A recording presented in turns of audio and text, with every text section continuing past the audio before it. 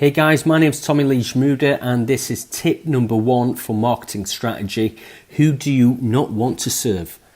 I know it's easy to think that, anybody that has phoned you and says, hey, I want you to come and give me a quotation and I have the money. I know it's really tempting to think, yeah, certainly I'll jump in my van and get up there and give them a quote. But really, you might find that some of these are wasting your time. So by taking the time right now to create in your mind a list of people that you don't want to serve, when that phone rings or when that email comes through, it's hard on email, but certainly the first time you speak to them, you can create a few questions to basically try to weed out the people that you don't want to serve.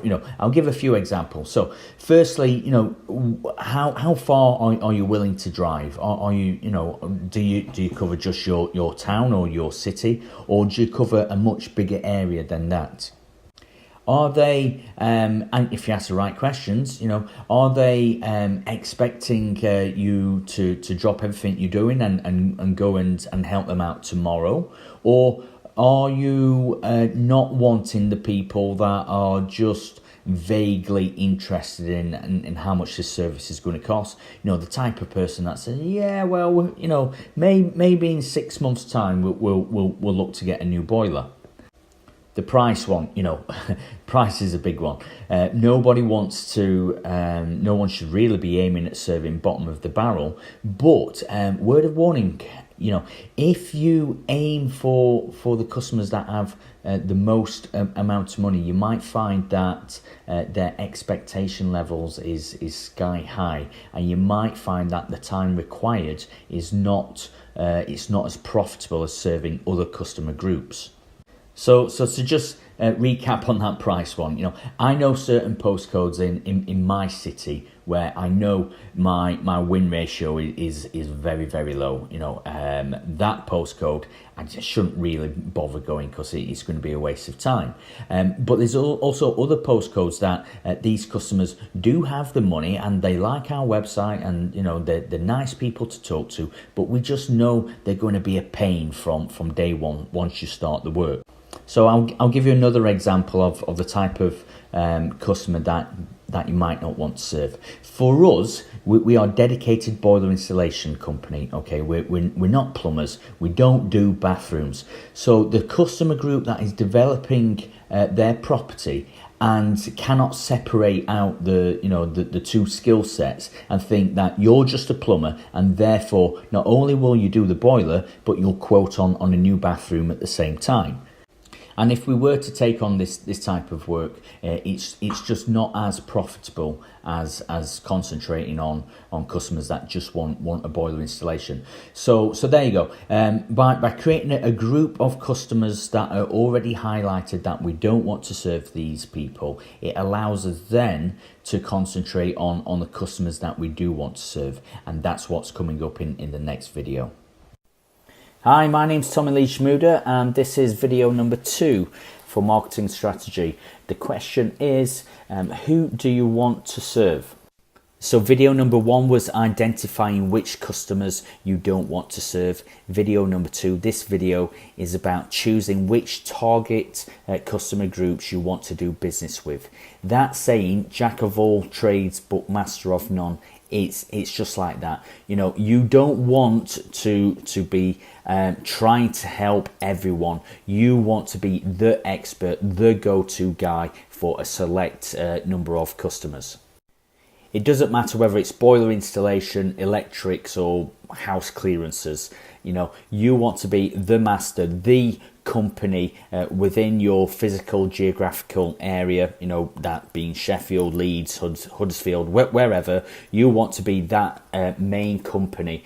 Also within a digital space such as YouTube, Facebook or LinkedIn, you want to be that number 1 company. So in order for you to choose which customers you want to serve, you have to be more selective on what products you are offering. You know, are you a plumbing and heating guy, or are you a dedicated boiler repair guy or boiler installation guy? Be very specific about what you are offering, and that will allow you to be very specific in who you want to serve. So finally, just keep in mind that these customer groups, who you think is a good customer group this year, may change next year or the year after. I've certainly found that with customers that I thought was a good idea, I'm now trying to weed out. So rather than building a business, collecting lots and lots of customers that you don't want to serve year on year, you're going to be more selective about who you do want to serve. Hi guys, my name's Tommy Lee Schmuder, and this is video number 3 for marketing strategy. And the question is, do you have a referral strategy? So are you one of them people that rely on word of mouth as a form of growing your business? Now, I'm all for word of mouth referrals. However, this is not really a planned strategy to grow your business. The best way to get more customers with little expense in time and money is simply to ask your customers if they know anybody else that needs your services. You know, have they got friends, family, what work colleagues that have been talking about, you know, their boilers giving them some headache. Ask them if they know anybody, and ask them if they're happy with your service. Are they happy to recommend you to these people? Now, some people are going to do this gladly. You know, you did a fantastic job you turned up on time, you did exactly what you said you was going to do. You've done a neat job of the boiler installation and charged them exactly what you said that you were going to charge them. So some people will make these referrals happily for you. However, some customers are going to need a bit more of an incentive. You know, for them to make the effort to contact X person, they need an incentive. So try to think about what you can offer to them. You know, can you offer them something for free, a free boiler service? Can you offer them a discount in the future, or possibly can you offer them a discount for the service that you've just provided to them? Some companies, you see these companies introduce a friend and we'll give you £50 and we'll give them £50. So a referral strategy is not necessarily about bribery. It's about having a plan and a strategy about how you're going to get more customers to refer you to their friends, family and work colleagues. So rather than offering them a cash incentive afterwards, is there anything that you can do before you bill them, before you ask them for the referral, to make them feel super wowed about what you have just delivered and charge them for?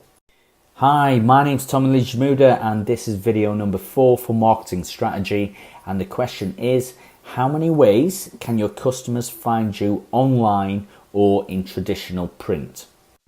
So taking word of mouth and referral strategy out of the equation, which is what we covered in video 3, this is all about trying to look at how many other ways online or via print can your customers find your business and make that phone call or leave that customer request for you to give them a call back. So try to think that the more marketing channels that you've got out there and that are working and that are generating phone calls for you, the more selective you can be with these customers. The idea is not to get busy. The idea is to get more customers than what you can handle, so that you can be selective, you can choose who you want to serve, what products you want to serve, and to some extent what you want to charge these customers. So some of these marketing channels are going to be very low cost and not take too much time to set up. Some will be low cost and take a lot of time to set up, and some will be very quick to set up but cost a lot of money. So the trick is to fill your capacity first of all with the products that make you the most money, boiler installation. Then to weed out the customer groups that are less profitable for you.